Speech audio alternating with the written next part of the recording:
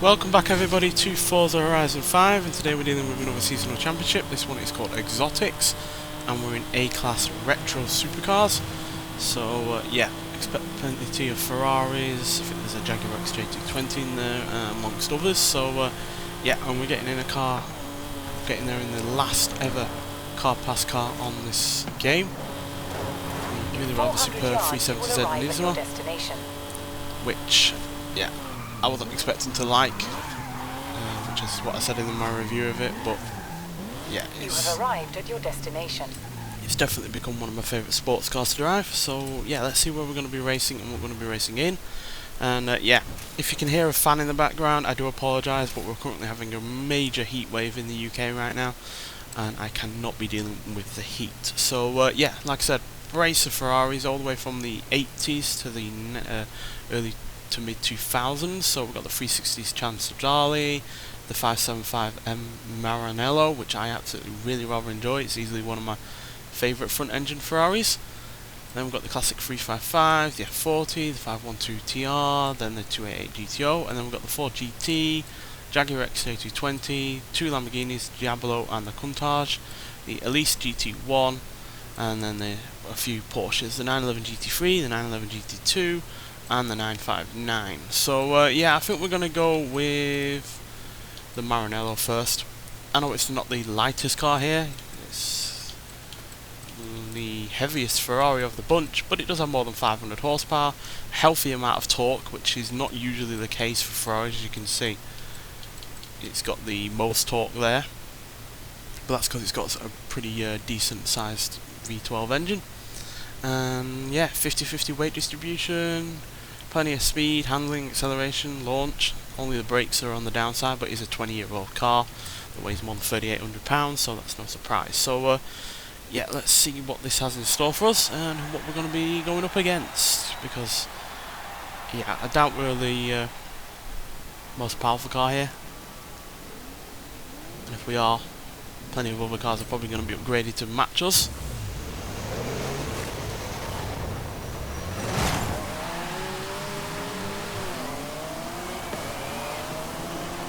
Yeah, despite being a a GT car, and in essence it's still high revving, as you can see, more than 7,000 RPM.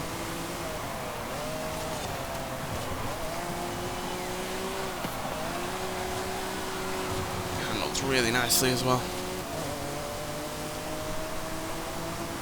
Ford GT behind us does have more power, but I think that's probably not as quick as this.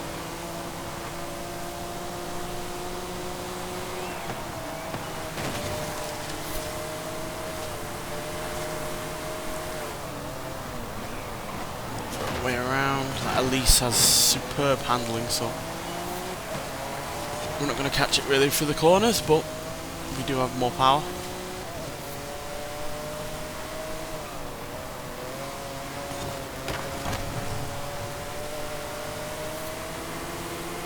Gaining, not gaining, gained.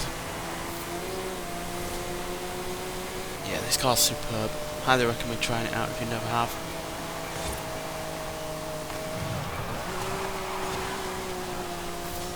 One car I wish we did have was, I think it's called the 550. That's another car, another Ferrari we haven't had in one of these games, I don't think. I really would like that as well. It's pretty much the better looking version of one of these.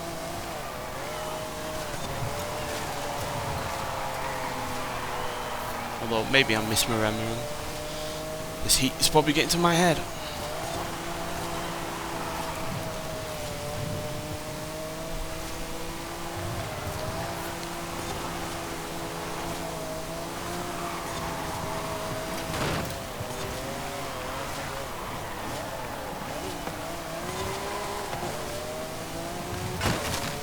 The 288 GTO has stayed ahead of us.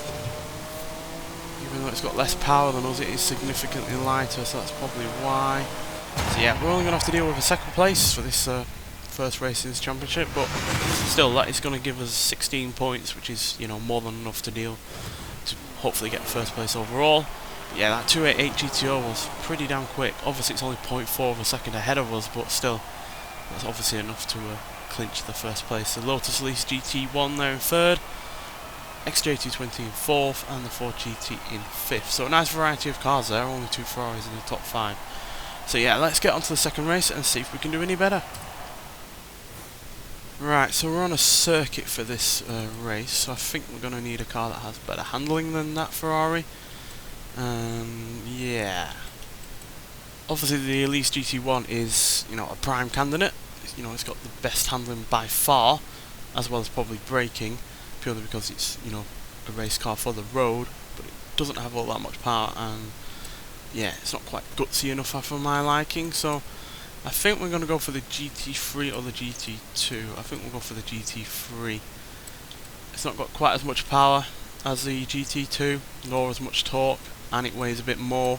But as you can see, the handling and the handling is better, and the braking is the same. So I think this will be the better one to go for, maybe. So who knows? Could go either way with these cars, but yeah.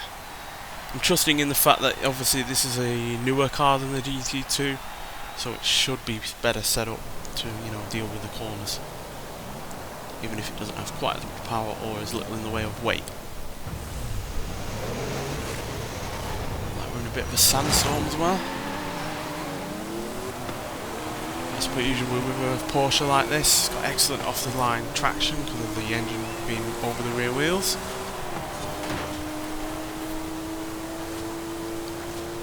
Revving quite highly, and at least with this you're not going to have any turbo lag because this doesn't have a turbocharger like I think the GT2 did. So yeah, naturally aspirated, 8,000 RPM, should do well. Don't know why we're up against an Espada. Wouldn't have considered that a retro supercar, but there we go.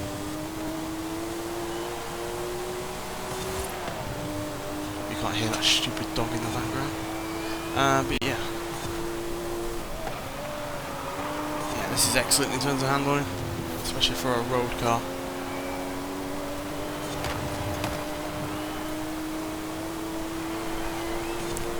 Probably one of the few Porsches as well that I like in terms of engine noise.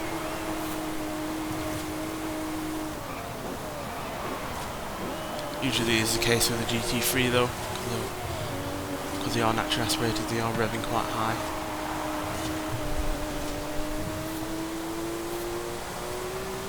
That Lamborghini is keeping up with us despite, you know, having to be heavily upgraded to be in this class.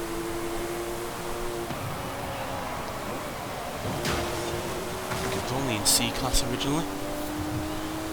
And if you can hear that little yelp in the background, that is my new cat called Tilly. She's currently bugging me.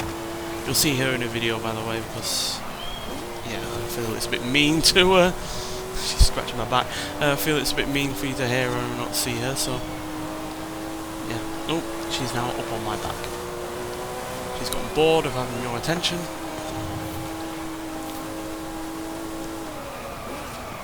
She's now perching herself on my shoulder. Ferrari slammed into that wall then, and I kind of helped it along. Tilly.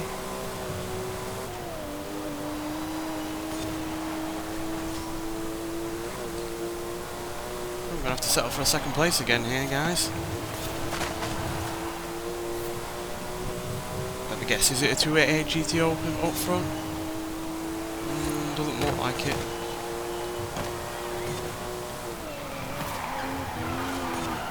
Oh dear. Lethal rear handling there on the GT3 coming into play. Yeah, we're going to have to settle for a second place again, unfortunately. We did not pick the right car there. Hello. What are you doing? She sat on the little cushion behind me. Yeah, oh no, the F355. Guess that's no surprise, that has about the same kind of power as us, but I think it's even lighter than we are. So yeah, now we're at 8 points behind, so yeah, we have to genuinely get a first place and hope that who's in first at the moment comes last, or at least a few positions behind us. So yeah, we still have everything to play for, so let's get on to the third and final race. Right, so we're lagging behind by 8 points, and we're on another point-to-point race, so we're going to have to bring out a big gun here. So, yeah, I'm feeling the Diablo, purely because it's one of my favourite cars to drive. But then obviously we've got the 959, which has plenty of power, and a huge amount of acceleration as well. Fair bit of torque, and doesn't weigh as much as the Diablo. Then you got the Ford GT, which has, I think, the most power here, 550. Yeah, but it's hardly the lightest of vehicles, but also has the biggest amount of torque as well. So I'm feeling the Ford GT in some regards as well. I want to go with the Diablo though because I love driving it, but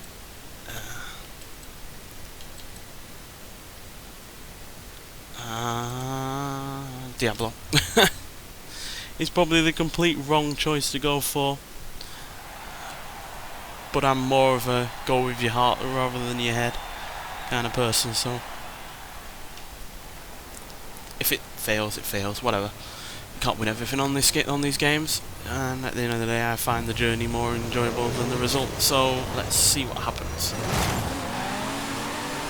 Really good to launch off the line with those massive fat tyres on the rear.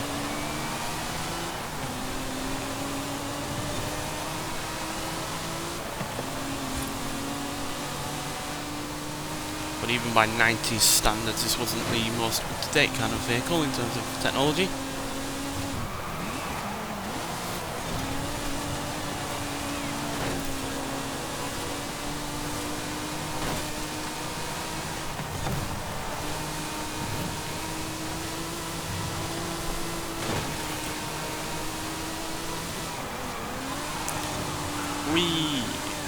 But I definitely prefer it to the likes of that F50, which pig ugly and not as fast as you think it would be.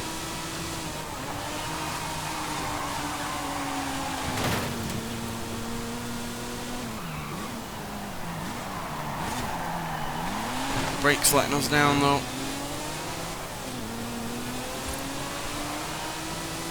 We really need that first place.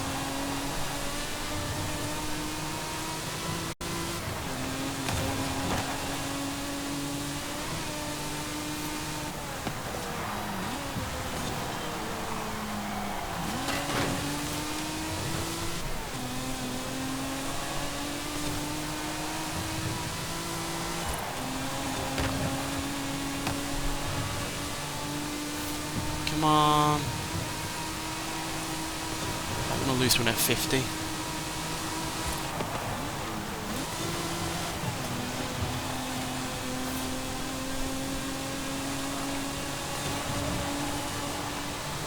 Yeah, that F50 is one of those cars that try to be, you know, a race car for the road. Completely failed at it. I mean, they even said that it was supposed to be an F1 car for the road, which is a complete lie. The engines were different sizes, the revs were completely different, the noises were completely different, and these brakes are awful. And they also bolted the engine pretty much to the rear subframe, which is, or to the rear where the seats are bolted to at the rear. So you were feeling every vibration from that engine through your spine. I mean, this is a, you know, the most perfect car ever, but those brakes are, yeah, not particularly great. But it's flamboyant, it looks great, and sounds great, and yeah, wouldn't ruin your spine in the process, so it's fine by me, and it finally gives us a win after 2 second places. So yeah, that's fine by me, but is that enough to give us the required points to win the championship? Yes, just. We've swapped 8 points with the second place, so yeah, that's pretty good. It's worked out for us in the end, but yeah, obviously not the best choices in terms of cars, but the Lamborghini Diablo, despite being more of a heart decision than a brain decision, definitely came through goods for us at the end. So yeah, another decent championship, and yeah, you get obviously 5 points towards the festival place overall, which will give you the Hot Wheels Metropolitan Nash, or Nash Metropolitan, or whatever it's called, which is obviously a new car added to the game, although not a new car added to the series. But yeah, It's all in celebration of the Hot Wheels expansion, which is coming out tomorrow. So yeah, nonetheless, thanks for watching, and I'll see you in the next one. Bye.